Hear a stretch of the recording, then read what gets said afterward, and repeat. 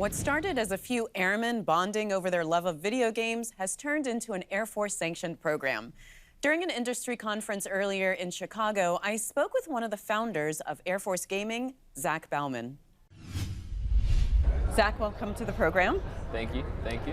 How did you get the idea to start Air Force Gaming?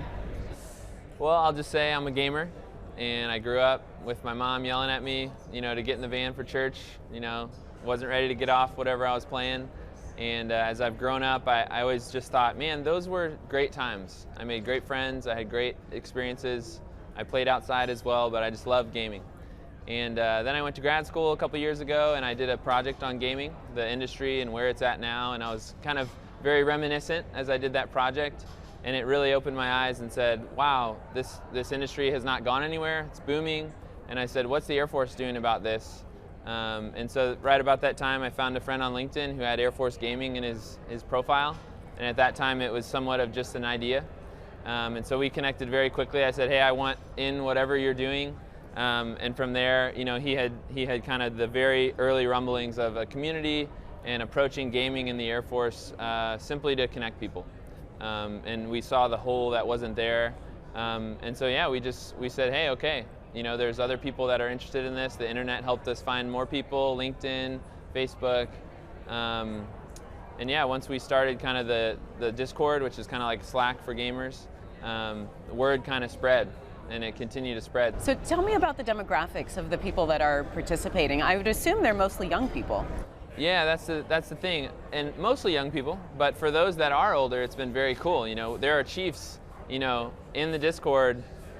We had a general who I escorted in, digitally, but they're mostly young people, people who kind of have grown up with technology. This is how they communicate when they're not in uniform, and so it's been cool to create something that looks just like, their social life, but it's affiliated with the military. What's your interaction? How do you coordinate with the Department of the Air Force?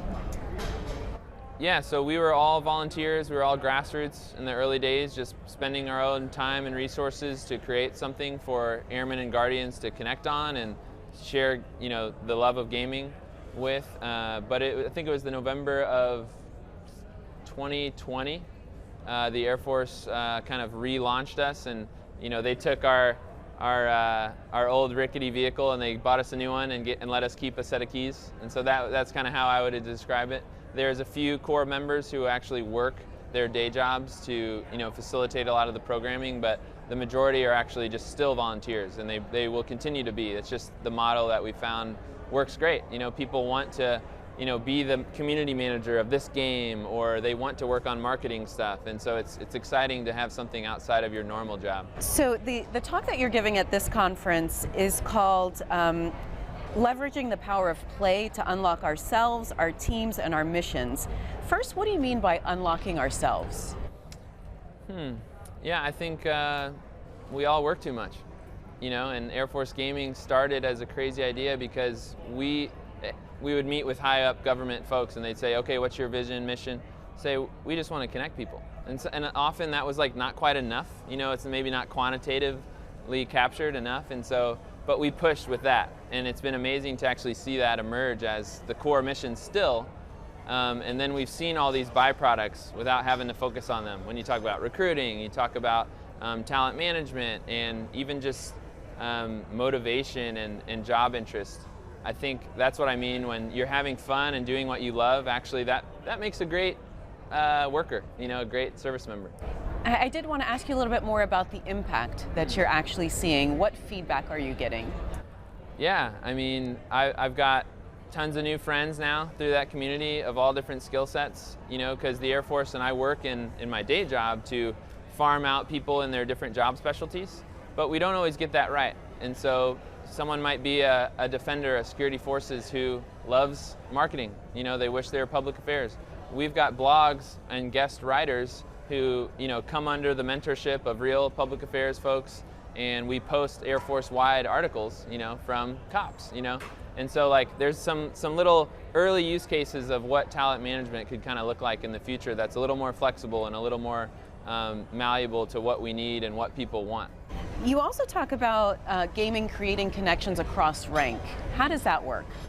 Yeah, so in the gaming world, and if anyone's ever seen Ready Player One, you know, you get to create your character and no one asks you why you have red hair, you know, like, or have a beard or whatever or you're a troll, you know.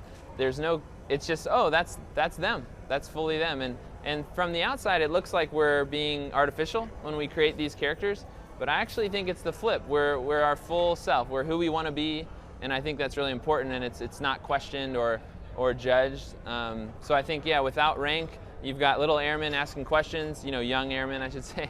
I'm a little officer. Young airmen asking questions in our channels, which we have for all different topics, and then no matter your rank, you can chime in and have some feedback or advice, and oftentimes those are higher ranks who you wouldn't get to talk to maybe in your first assignment right away.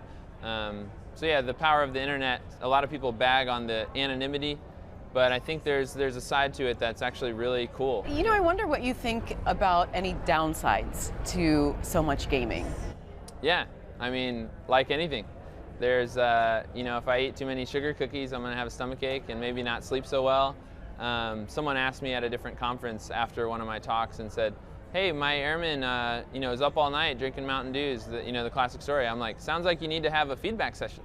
You know, it's like, what are you asking me about your airman's problem? You know, if they're drinking or they're doing something that's bad for their health, like, you need to have a feedback session and kind of get them some handrails. So I treat it just like anything else. I'm not out here, you know, campaigning that endless gaming is the future, but I'm just saying that what is happening is a lot more than people think at first sight. All right, Zach, nice to talk to you. Thanks so much for being on the program. Thanks for having me. Thanks for watching. If you enjoyed the video, give it a thumbs up and subscribe to our channel so you don't miss out on any future Government Matters interviews.